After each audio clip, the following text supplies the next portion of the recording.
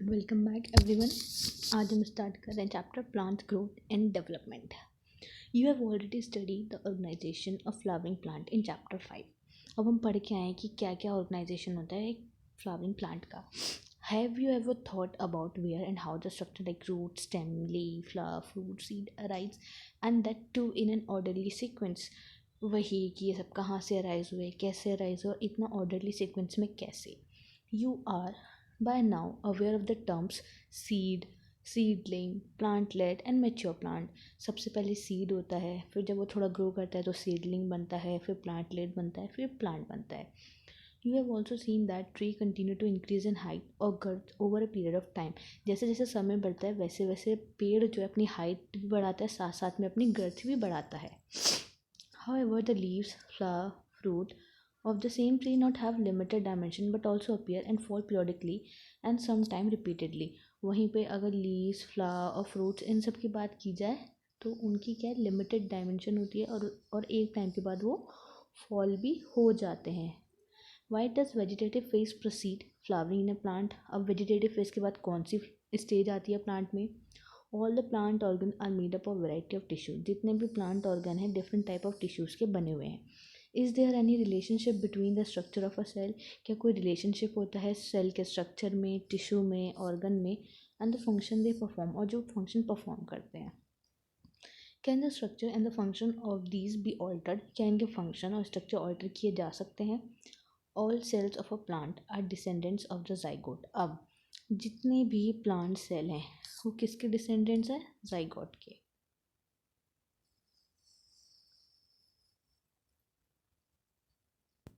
The question is then why and how they have different structure and the functional attributes. अब जब वो descendant है zygote के तो फिर ये क्वेश्चन आता है कि वो उनका डिफरेंट स्ट्रक्चर और फंक्शनल एट्रीब्यूट क्यों है। तो development is the sum of two process. अब ये लाइन इंपॉर्टेंट, डेवलपमेंट क्या है, दो प्रोसेस का सम है। पहला growth and differentiation. To begin with, it essential and sufficient to know that development of the mature plant from a zygote, जिसे बोलते हैं fertilized egg, follow a precise and highly ordered succession of event। मतलब zygote बनता है, उसके बाद हर एक event होता है, हर एक स्टेज आती है, तो वो क्या होता है, उससे क्या क्या सक्सेशन ऑफ द इवेंट्स, मतलब एक सीक्वेंस में वो इवेंट्स चलते हैं। During this process, a complex body organization is formed that produces roots, leaf, branches, flower, fruit and seed and eventually they die। अब इस प्रोसेस के ड्यूरिंग क्या क्या होता है, एक कॉम्प्लेक्स बॉडी ऑर्गेनाइजेशन बनता है जिसमें रूट प्रोड्यूस होती है, leave, branches, flower, fruit and seed और इवेंचुअली क्या है वो मर जाता है फिर। And this chapter you shall also study some of the factor which give and हम क्या पढ़ने वाले इसमें कि क्या क्या कौन कौन से फैक्टर हैं जो सारी चीज़ें को गवर्न करते हैं, कंट्रोल करते हैं सारे डेवलपमेंट प्रोसेस को। अब ये फैक्टर दोनों हो सकते हैं, इंट्रिंसिक और एक्सट्रिंसिक दोनों। अब इंट्रिंसिक का मतलब जो इंटरनल हो और एक्सट्रिंसिक का मतलब जो बाहर है, external to the plants. Both intrinsic and extrinsic. Intrinsic is internal, extrinsic is external to the plant. Intrinsic जो मतलब प्लांट के अंदर के फैक्टर्स हैं, एक्सट्रिंसिक जो बाहर के फैक्टर्स हैं, लाइट, एयर, टेम्परेचर, ये सारी चीज़ें।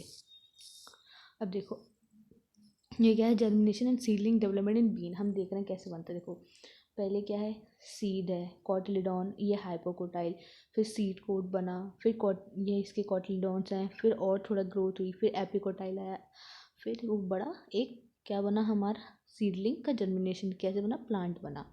तो ये सारे स्टेप्स हैं इसके, seed, seedling, plantlet, plant. Now growth. Growth is the regarded as one of the most fundamental and conspicuous characteristic of a living being। Growth को हम क्या कंसिडर करते हैं, एक फंडामेंटल और कॉन्स्पिशियस कैरेक्टरिस्टिक है लिविंग बीइंग की। मतलब फंडामेंटल क्या, एक ज़रूरी है, वो होती ही है, बेसिक बोलते हैं ना फंडामेंटल राइट्स, वैसे ही ग्रोथ को कहा गया है क्या है, एक वो हमारी वो है फंडामेंटल है और कॉन्स्पिशियस कैरेक्टरिस्टिक है। कॉन्स्पिशियस का मतलब होता है क्लियरली विजिबल, जो बिल्कुल क्लियर कट दिखाई देती है एक लिविंग बीइंग में। तो growth is regarded as one of the most fundamental and the conspicuous characteristic of living being. What is growth, growth क्या है, growth can be defined as an irreversible permanent increase in size of an organ or its part or even of an individual cell.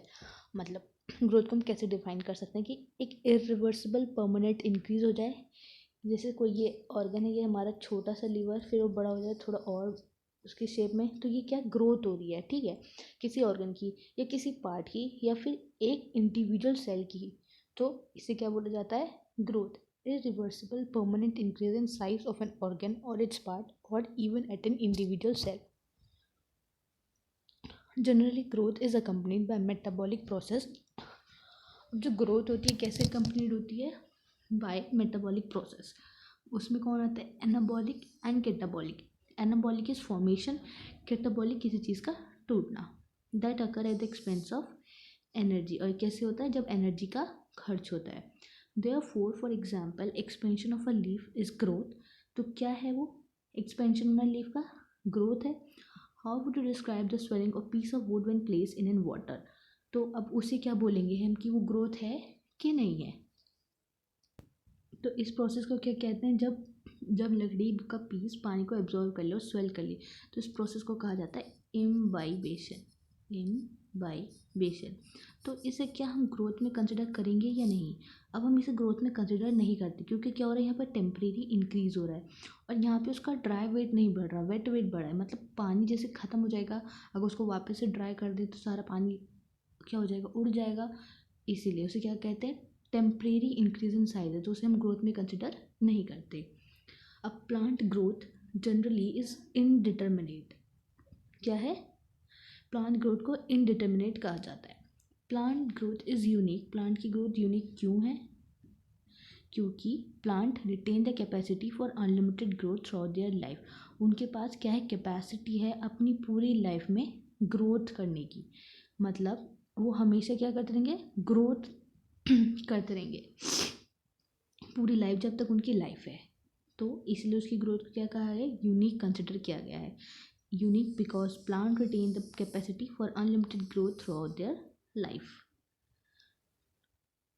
This ability of the plant is due to the presence of meristem at certain location in their body. और ऐसा क्यों है, क्योंकि उसके पास क्या present है, meristem present है. This ability of the plant is due to presence of meristem at the certain location in their body. क्योंकि पढ़ाने मेरिस्टेम में क्या होते हैं, rapidly dividing cells प्रेजेंट होते हैं. The cell of such meristem have the capacity to divide and self-perpetuate. क्या है, वहाँ के जो मेरिस्टेम के पास जो सेल्स हैं, वहाँ क्या है, कैपेसिटी उनके पास डिवाइड करने की और अपने आप को सेल्फ परपिटेट करने की. The product, however, soon loses the capacity to divide and such cell make up the plant body. और वही प्रोडक्ट जो कैपेसिटी लूज़ कर देते हैं डिवाइड करने की, मतलब जो सेल बन रहे हैं, डिवाइड हो रहे हैं, जब वो अपनी कैपेसिटी लूज़ करनेंगे डिवाइड करने की, तो वही क्या बनाते जाएंगे, प्लांट बॉडी बनाते जाएंगे. This form of growth, where the new cells are always being added to the plant body by the activity of the meristem, is called the open form of growth. तो ऐसी growth को क्या कहा जाता है, open form of growth.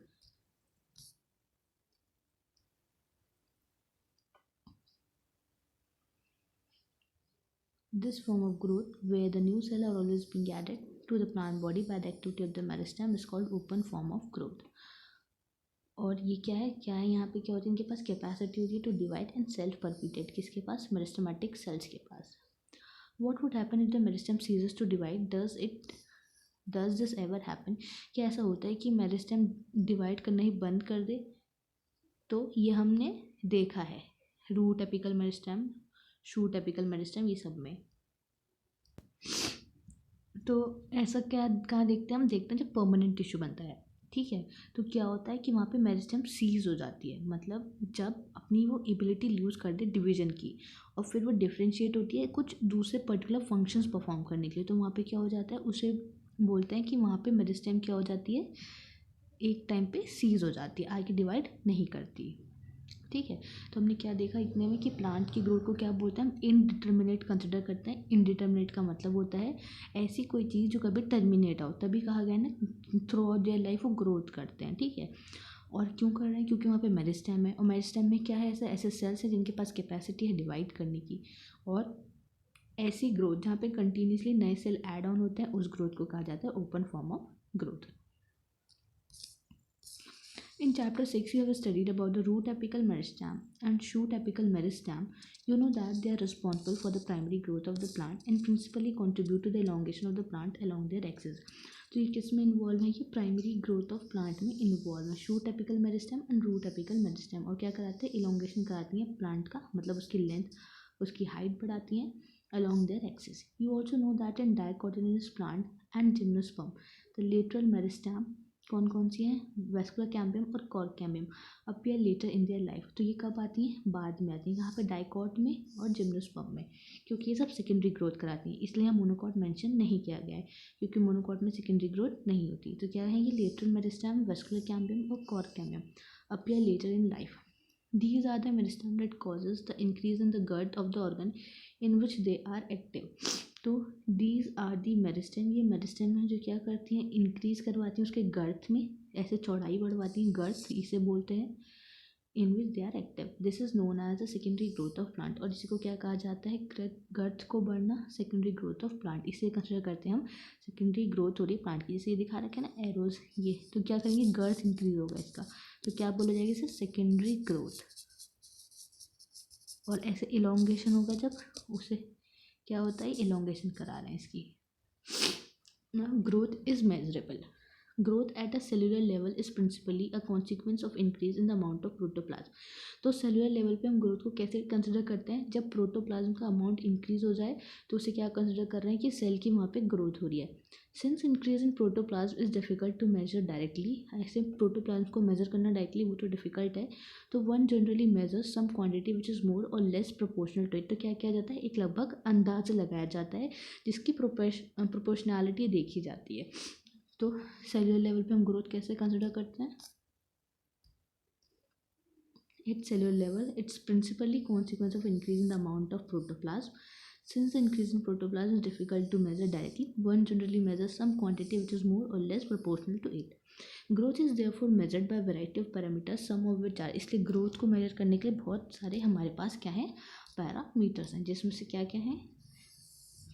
Increase in fresh wait, उसके fresh wait में बढ़ जाना. ड्राई वेट, देखो अब ड्राई वेट में बढ़ना, तभी हमने वुड वाले को कंसिडर नहीं किया जब उसका साइज इंक्रीज होता है, क्योंकि उसका ड्राई वेट इंक्रीज नहीं हो रहा था वहाँ पे, इसलिए उसे हम ग्रोथ में कंसिडर नहीं करते. क्योंकि ग्रोथ को नापने की क्या क्या पैरामीटर्स हैं? एक तो पहला उसका फ्रेश वेट बढ़ जाए, ड्राई वेट बढ़ जाए, लेंथ बढ़ जाए, एरिया, वॉल्यूम या फिर cell number. You may find it amazing to know that one single maize root apical meristem, अब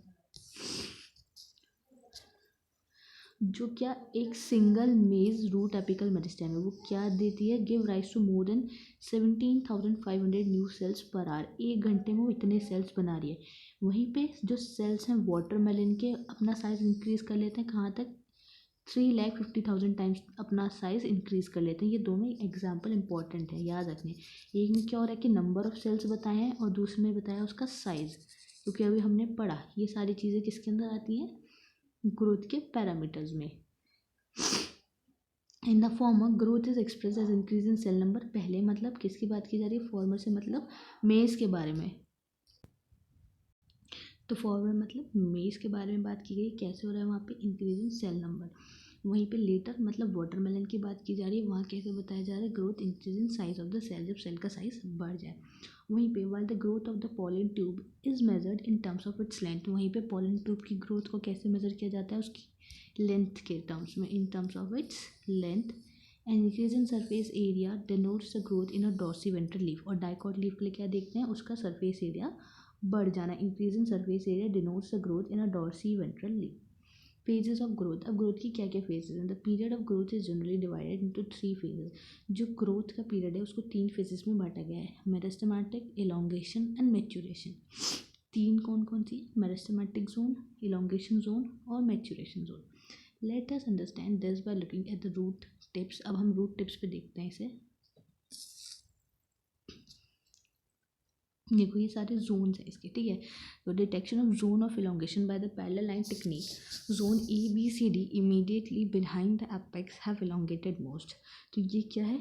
इलोंगेशन का जोन है, ये इलोंगेट हो रहा है, तो वही बात की गई है.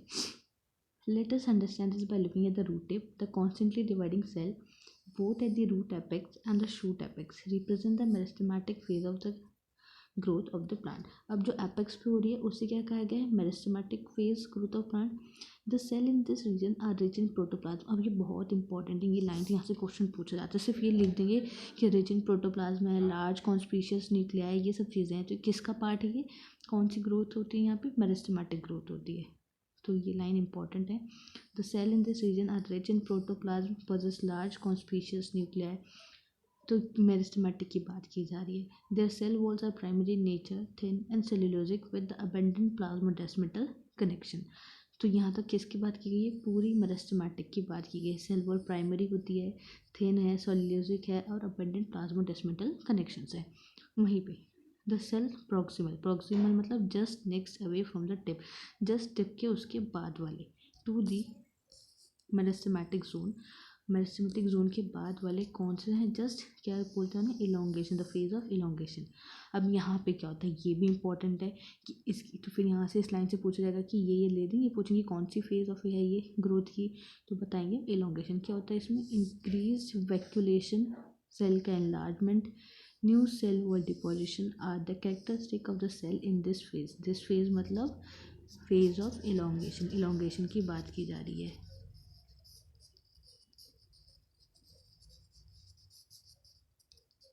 Now further away from the apex, अब जैसे हम एपेक्स से दूर जाएंगे, that is more proximal to the phase of elongation, मतलब इलोंगेशन के और नेक्स्ट वाली, तो क्या कहलाई जाएगी, वहाँ पे आती है जोन ऑफ मैच्योरेशन, या फिर वहाँ पे कौन सी मिलती है हमें, फेज ऑफ मैच्योरेशन वाला पार्ट, कहाँ पे, just proximal to the elongation.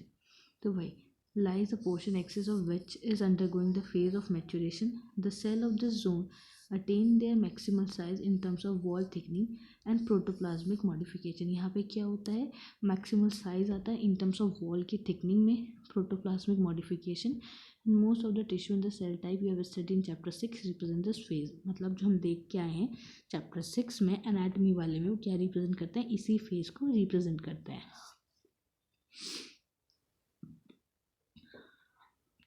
तो इसमें क्या इंपॉर्टेंट है, सारी सबकी करेक्टरिस्टिक की, मैच्योरेशन फेज में क्या देखने मिलता है, इलोंगेशन में क्या देखने मिलेगा और मैच्योरेशन में क्या मिलेगा।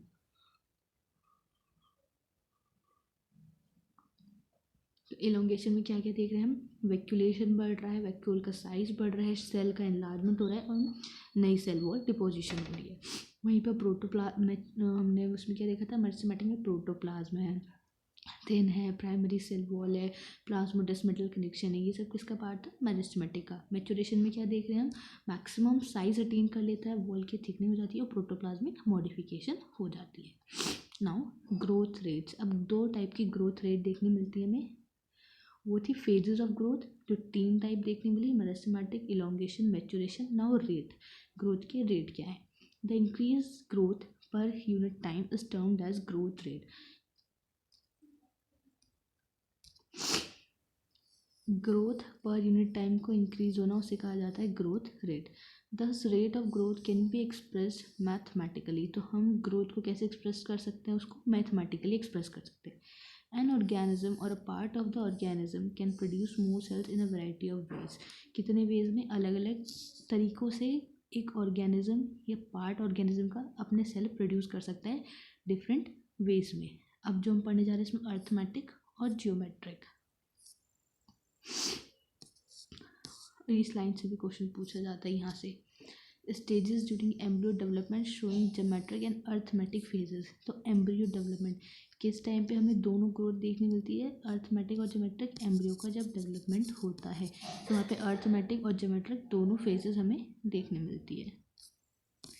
देखो, the growth rate shows an increase that may be arithmetic और geometrical. The growth rate shows an increase that may be arithmetic और ज्योमेट्रिकल। तो ग्रोथ रेट कैसे हो सकते हैं, अर्थमेटिक और ज्योमेट्रिकल दोनों। अर्थमेटिक ग्रोथ में क्या होता है, जो माइटोटिक सेल है वो डिवाइड करता है और सिर्फ एक ही डॉटर सेल उसमें फिर आगे कंटिन्यू करती है डिवाइड करने के लिए। ये सेल है हमारा, ये डिवाइड हुआ, अब इसके क्या है, डॉटर सेल्स हैं, ठीक है। अब ये एक ही सेल कंटिन्यू करेगी आगे, कंटिन्यू टू डिवाइड, और ये क्या हो जाएगी, ये मैच्योर हो जाएगी। ठीक है, तो जब ये मैच्योर हो गई और ये आगे कंटिन्यू करिए डिवाइड करने के लिए, तो इसे क्या बोलते हैं हम, अर्थमेटिक ग्रोथ। जब एक क्या है आगे मैच्योर हो जाए और एक ही आगे कंटिन्यू करे डिवाइड करने की, तो उसे कहा जाता है arithmetic growth. So in arithmetic growth, the following mitotic cell division, only one daughter cell continue to divide while the other differentiate and matures. The simplest expression of the arithmetic growth is exemplified by the root elongation. अब यहाँ से भी question पूछते हैं कि जो arithmetic growth rate का example है वो क्या है, तो रूट elongation। कहाँ देखने मिलती है arithmetic growth, रूट elongation में। Look at figure 15.5 on plotting the length of the organ against the time a linear curve is obtained। कैसा कर्व मिल रहा है, लीनियर कर्व मिल रहा है ना, जिसे हम कैसे दिखाते हैं मैथमेटिकली, ऐसे L T is equals to L not plus R T. L T मतलब एट टाइम पे क्या लेंथ है, एल नॉट जब कोई टाइम इंटरवल नहीं था मतलब इनिशियल कंडीशन, आर है ग्रोथ रेट या फिर इलोंगेशन पर यूनिट टाइम, और टी है इस टाइम। तो ये क्या है, इसको ऐसे मैथमेटिकली रिप्रेजेंट किया गया है। अब देखते हैं ज्योमेट्रिकल में क्या होता है। Let us now see what happens in geometrical growth. In most systems, the initial growth is slow. ज़्यादातर ग्रोथ कैसी होती है, स्लो होती है पहले, तो उसे कहती है लैग फेज। जब इंक्रीज करती है रैपिडली तो उसे कहा जाता है एक्सपोनेंशियल रेट या फिर लॉग और एक्सपोनेंशियल फेज। वहीं पे जब here the both progeny cells following the mitotic cell division retain the ability to divide and continue to do so। यहाँ पे क्या है, जो प्रोजेनी है उसके पास क्या है, कैपेबिलिटी है डिवाइड करने की, और कंटिन्यू डिवाइड करती है। हाईएवर जब लिमिटेड न्यूट्रिएंट सप्लाई होने लगती है तो ग्रोथ क्या दिखाने लगती है, थोड़ा सा अपना उसका कर्व नीचे आने लगता है, मतलब एक स्टेशनरी फेज की तरफ वो जाने लगती है। तो the growth slows down leading to a stationary phase. Growth कैसे हो जाती है, धीरे हो जाती है और स्टेशनरी फेज की तरफ चलने लगती है। If we plot the parameter of growth against the time, अगर हम क्या करें, एक ग्राफ प्लॉट करें parameter of the growth against the time, time के अगेंस्ट, तो क्या मिलने वालेगा हमें, एक सिग्मॉइड और एस कर्व देखने मिलता है, ये पूरा ऐसे। तो जहाँ पे ग्रोथ बहुत स्लो है उसे कहा गया लैग फेज। यहाँ पे एक्सपोनेंशियल इंक्रीज हुई हो गई एक्सपोनेंशियल फेज, और जब लिमिटेड न्यूट्रन सप्लाई होती है तो एक स्टेशनरी एक स्टेबल स्टेट की तरफ आती है जिससे कहा जाता है स्टेशनरी फेज। और कैसा कर्व मिलता है हमें, सिग्मॉइड या फिर एस कर्व। ठीक है, A sigmoid curve is a characteristic of living organism growing in a natural environment। तो क्या कह रहे हैं, सिग्मॉइड कर्व कहाँ देखने मिलता है, एक जो उन ऑर्गेनिज्म जो एक नेचुरल इन्वायरमेंट में ग्रो करते हैं। तो सिग्मॉइड कर्व एक कैरेक्टरिस्टिक है लिविंग ऑर्गेनिज्म की।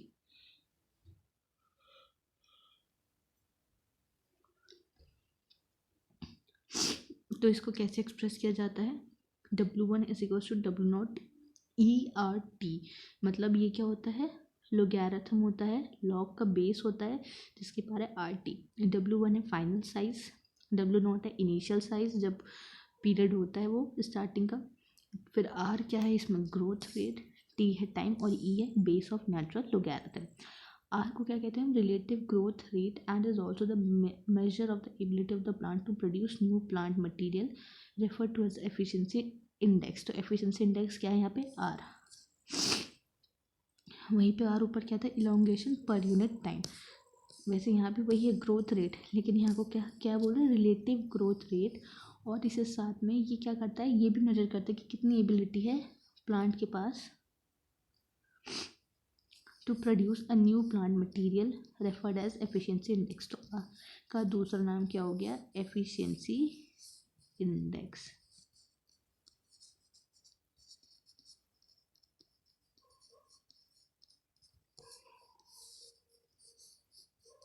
Hence the final size of W1 depends on the initial size W0। अब जो फाइनल साइज है वो W0 पे भी डिपेंड करता है। Quantitative comparison between the growth of the living system can also be made in two ways। अब comparison कैसे किया जा सकता है, दो तरीकों से। पहला, measurement and the comparison of the total growth per unit time is called absolute growth rate। मतलब मेजरमेंट करें और फिर कंपेयर करें कि पूरे टाइम में कितनी ग्रोथ हुई, तो उसे कहा जाएगा एब्सोल्यूट ग्रोथ रेट। वहीं पे the growth of the given system पर unit time expressed on a common basis, example per unit initial parameter is called the relative growth rate. मतलब पहले देखें कि पहले इसने इतना करा, दूसरे टाइम में इसने इतना कर लिया, तो इसके कंपेयर में कितनी growth I, that is relative growth rate. ठीक है।